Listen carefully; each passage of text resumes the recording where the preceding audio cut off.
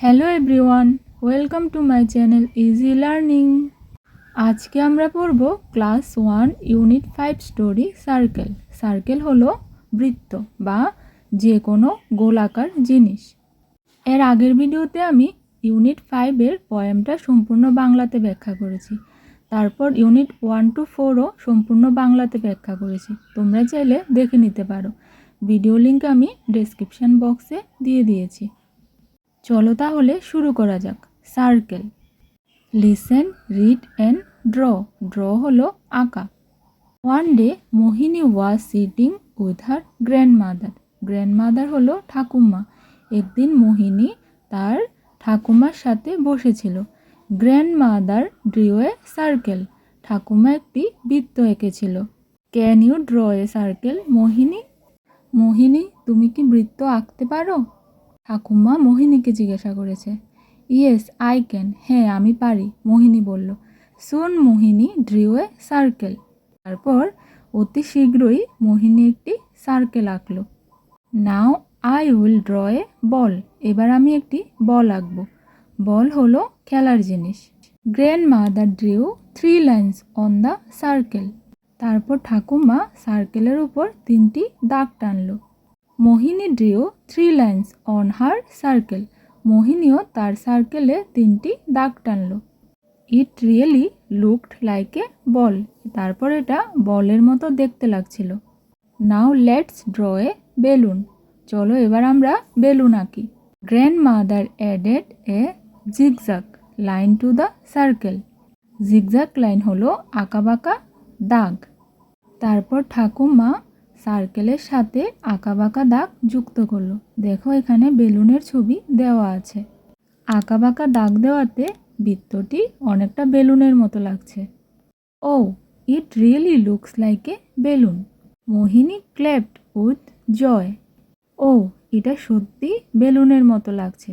মোহিনী আনন্দের সহিত হাততালি দিল। ক্ল্যাপড হলো হাততালি দেওয়া। Mohini drew many circles, big and small circles. তারপর মোহিনী অনেকগুলো বৃত্ত আঁকলো। অনেকগুলো হলো বড় আর কিছু হলো ছোট। Red, blue, green and yellow circles. আর কি আঁকলো? লাল, নীল, সবুজ এবং হলুদ সার্কেল, বৃত্ত। She also added zigzag lines to this. তারপর সে আবার ওই আঁকাবাঁকা দাগগুলো বৃত্তের সাথে যুক্ত করলো। And now there were many balloons.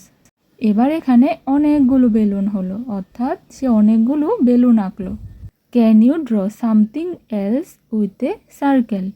তুমি কি বৃত্ত দিয়ে অন্য কিছু আঁকতে পারবে? Asked grandmother. ঠাকুমা জিজ্ঞাসা করলো। Yes said Mohini. হ্যাঁ, মোহিনী বলল। She drew a wheel, a moon, a sun, a rabbit and her own face.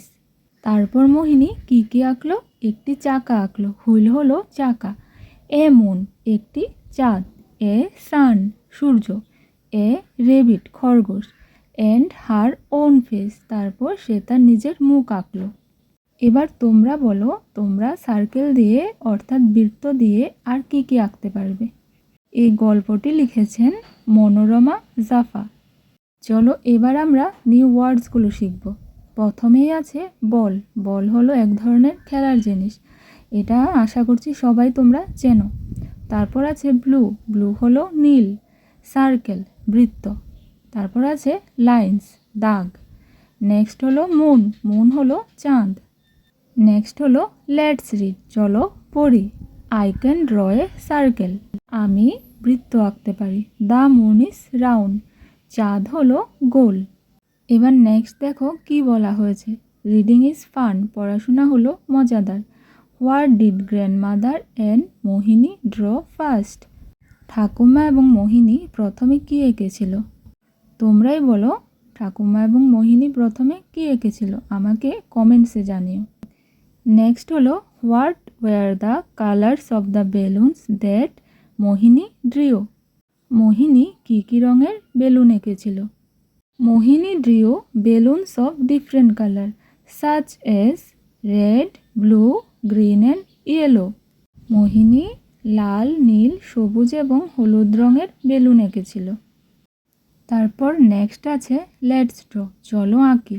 In the circles below draw, নিচের সার্কেলগুলোতে আঁকতে বলা হয়েছে। What did grandmother drew and what Mohini drew, ঠাকুমা এবং মোহিনী কী কী এঁকেছিল?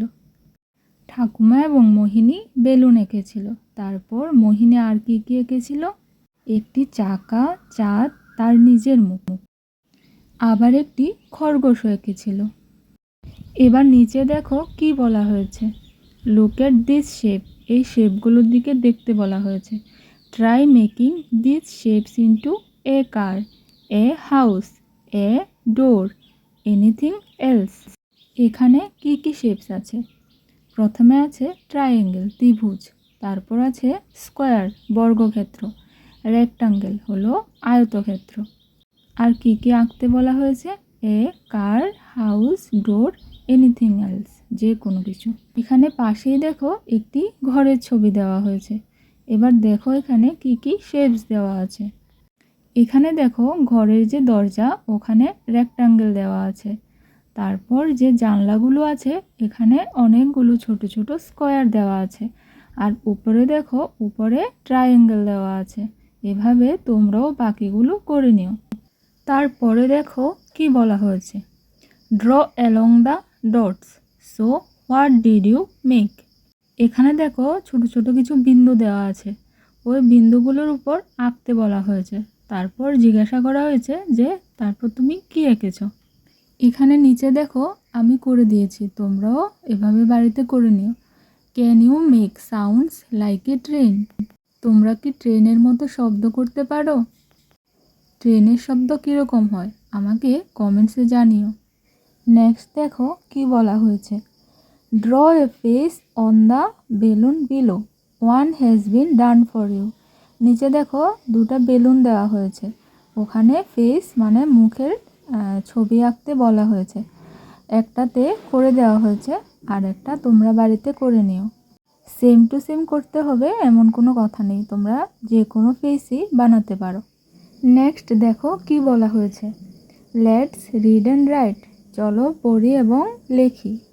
এখানে দেখো কিছু স্মল লেটার দেওয়া আছে। A B C D E F, G S I J K L. তো এভাবে যে অ্যালফাবেটগুলো দেওয়া আছে তার উপরে তোমাদেরকে আবার আঁকতে হবে, ডট ডটগুলোর উপরে আবার আঁকতে হবে। এখানে দেখো কিছু ওয়ার্ড দেওয়া আছে। কি কি? ম্যাঙ্গো, নাট, অরেঞ্জ, পিচ, এগুলো হলো ফলের নাম। নিচে ডট ডট করে আবার লেখা আছে, তো লেখাগুলোর উপরে তোমাদেরকে আবার লিখতে হবে। ম্যাঙ্গো হলো আম, নাট হলো বাদাম, অরেঞ্জ হলো কমলা, আর পিচ হলো এক ধরনের জাম জাতীয় ফল। তারপর আছে look at the picture and fill in the blanks, ছবিগুলো দেখো আর শূন্যস্থান পূরণ করো।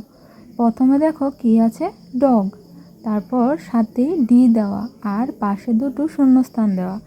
এখানে হবে O N G, dog. Dog হলো কুকুর। তারপর আছে বুল, বুল হলো ষাঁড়, বি ইউ ডাবল এল। তারপর আছে এলিফ্যান্ট, হলো হাতি, E L E P H A N T. তারপর আছে আউল, আউল হলো পেঁচা, ও ডাব্লিউ এল। তারপর আছে হর্স, হর্স হলো ঘোড়া, এইচ ও আর এস ই। নেক্সট আছে ক্যাট, সি এ টি ক্যাট, ক্যাট হলো বেড়াল। আশা করছি তোমরা গল্পটি ভালোভাবে বুঝতে পেরেছো।